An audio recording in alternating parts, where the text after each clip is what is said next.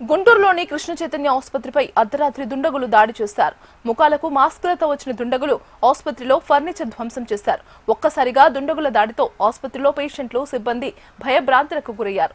అడ్డొచ్చిన సిబ్బందిపై కూడా దుండగులు దాడి చేసి సీసీటీవీలు కూడా ధ్వంసం చేశారు. దాదాపు 10 మంది యువకులు వచ్చి దాడి చేసినట్లు బాధితులు తెలుపుతున్నారు.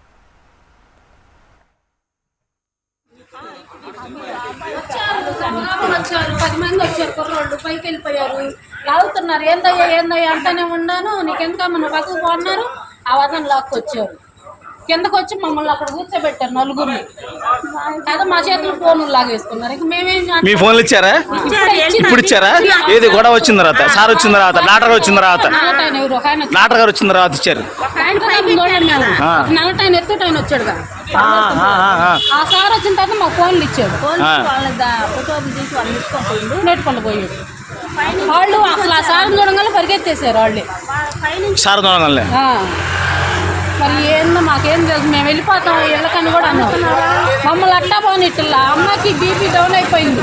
ఆమెకి బీపీ డౌన్ అవుతుంది, నాకు డౌన్ అవుతుంది. ఈ పెద్దవాళ్ళు పడిపోతే ఇంక నేనేం చేయాలి?